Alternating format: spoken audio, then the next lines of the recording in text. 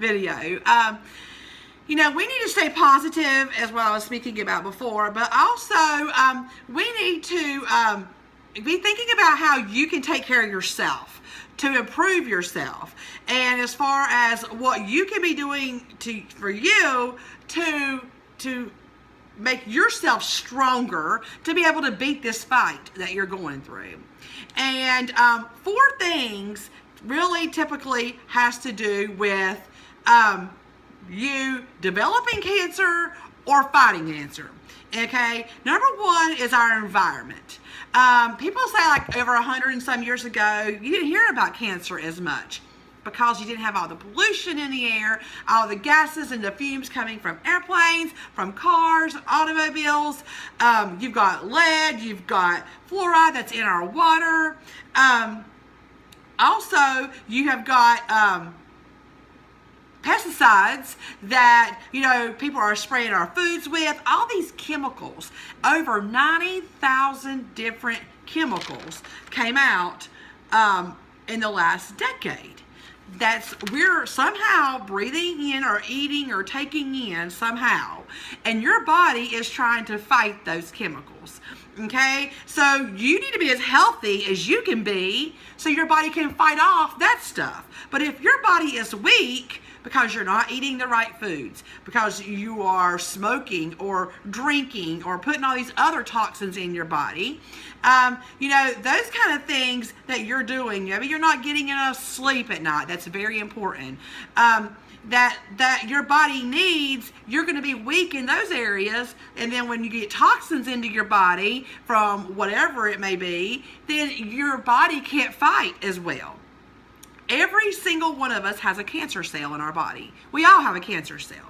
Okay, it's what gets that cancer cell sparked.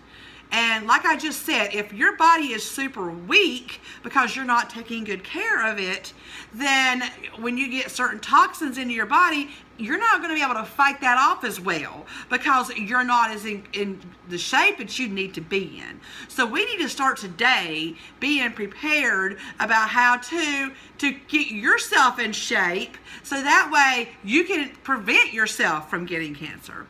Or if you have it, let's get yourself in shape to be able to fight, okay? A little bit about breast cancer that I wanted to mention that I thought was kind of interesting. They just linked that one cause of breast cancer is bras. Women that wear a bra. If you wear a bra 24 hours a day, okay, you wear it all day long, you get a shower, you put your bra back on, you wear it to bed all night, your chances of getting breast cancer is 75% or more. Okay, just from wearing that bra. 12 hours or less a day, you're okay. Because what happens is when you put that bra around, it restricts all these blood vessels and the flow of blood and everything that goes through right here because it's pulling back to tighten that up in the back. And that's why when a lot of people do breast exams, they find those lumps underneath their armpits. It's because that's where that bra is restricted. So get that bra off, guys. When you got a chance, take that sucker off. Okay? Also, I want to talk about, let's see. Talked about the fluoride. Okay, 5 to 10% of the cancers that are out there are genetically inherited. So that's not very many. So a lot of us gets into this mode of, well, my dad had lung cancer, my mom had, I don't know, some other kind of cancer, and so grandma had this kind of cancer, so I'm probably going to get cancer, so I might as well just smoke and eat whatever because they've all had it because I'm probably going to get it one day too. That's not the focus that you need to have, okay? Because they got cancers because of maybe they smoked, maybe they ate wrong, maybe they didn't exercise, okay? And if you are doing all of those things, you can prevent yourself from getting all that. And it's kind of similar to what I talked about in our fitness classes about the light switch. We all have different kinds of, maybe, if you've got a parent that has cancer, maybe that ups your chances of getting cancer. But it's like a light switch in our body. and that light switch can stay off, but that light switch can get turned on quicker maybe in my body versus someone who doesn't have cancer in their family. But that doesn't mean that I'm going to get cancer.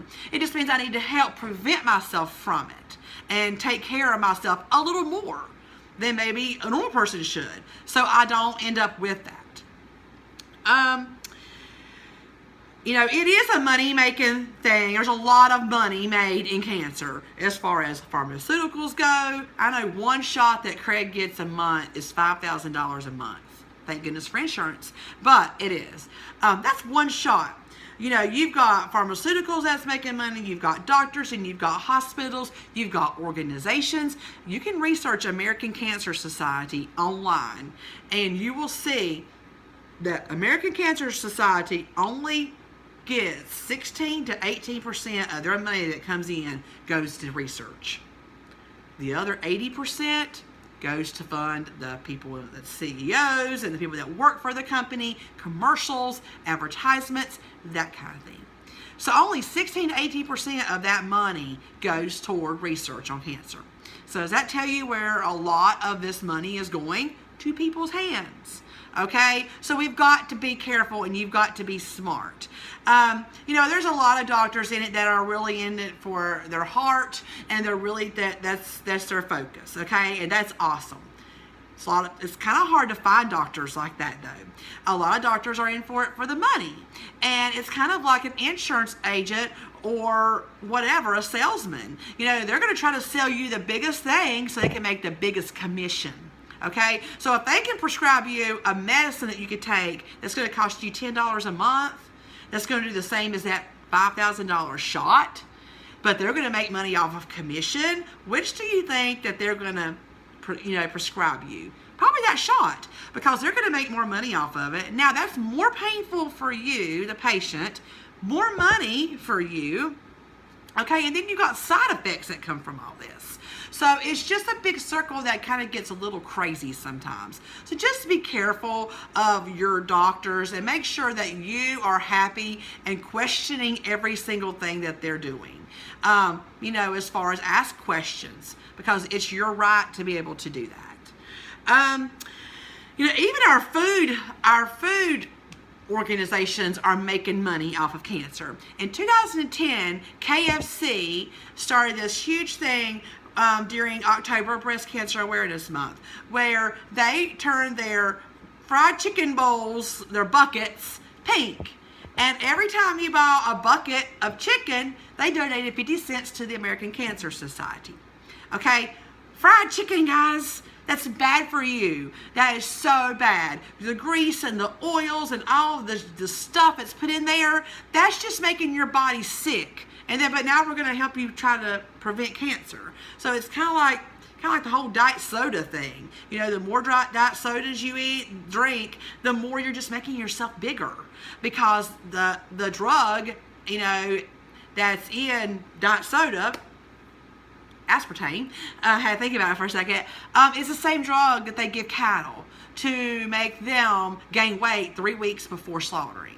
So diet soda folks are drinking all these diet sodas thinking you're doing great because you're drinking diet, but really you're just getting bigger. So then you're buying more diet sodas because you're trying to lose weight, but you're making yourself bigger. So it's a big sales circle that you're just going around and around in. Kind of like the food industries with the cancer.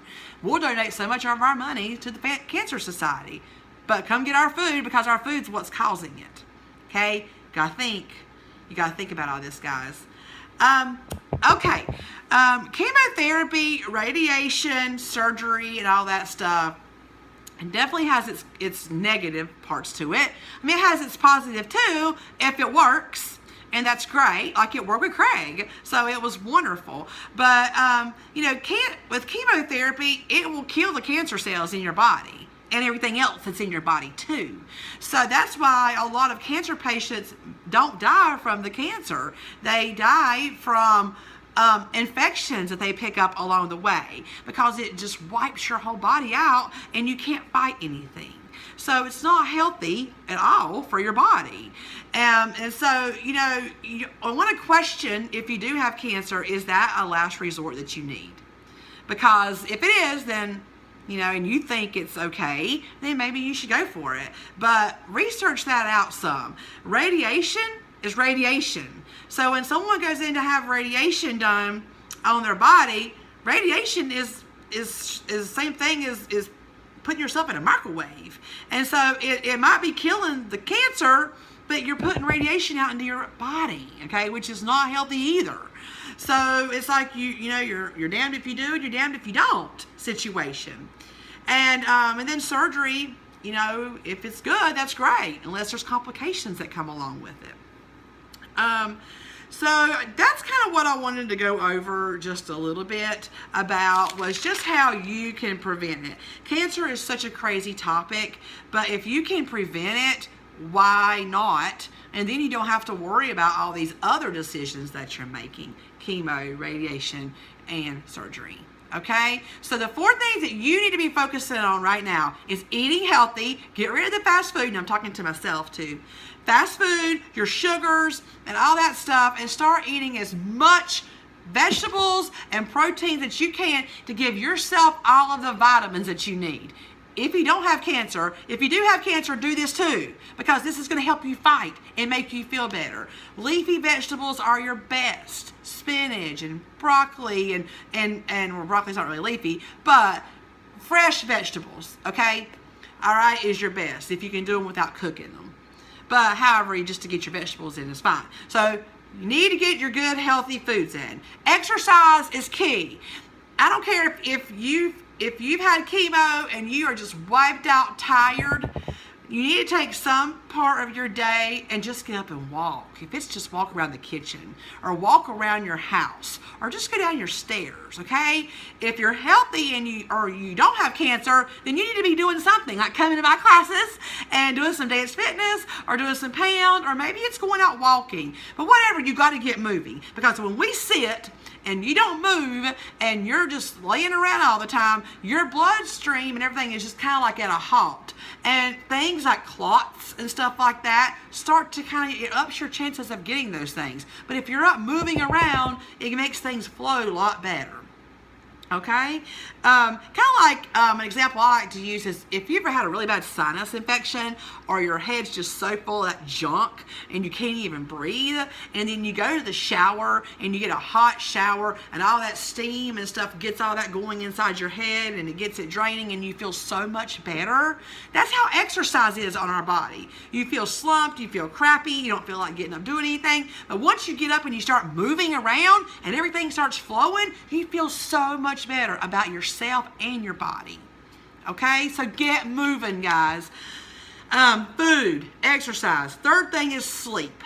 Sleep is very, very important. You need your sleep. Do you know that when you go into a good sleep and your body produces melatonin, melatonin also helps fight cancer.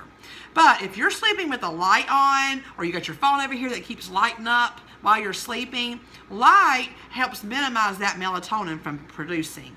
So you want your room as dark as you can get it, and you want to make sure that you're getting sleep. That's why a lot of our shift workers, people that work third, or your paramedics and your police officers and your firefighters that are out here protecting us, their risk of getting cancer is even higher, because the fact their sleep schedule is always changing.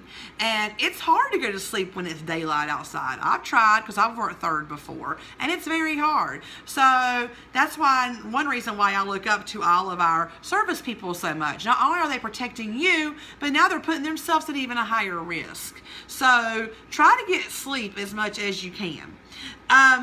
And then your environment has a lot to do with it. And there's not but so much that we can do about that. We can't go out and control the air. I mean, you can have air filters in your house. The water filters are great for your faucets, and to do the whole water, reverse osmosis with water is great, because it gets all the lead and the fluoride and the junk out of our water. So if you can do that, that's great. But the air is the environment. It's just one thing that you can't do a lot of. Now, obviously, smoking, stuff like that's not good for you. Don't get around that at all. Okay? These are just some tips to help you stay healthy. And if you do have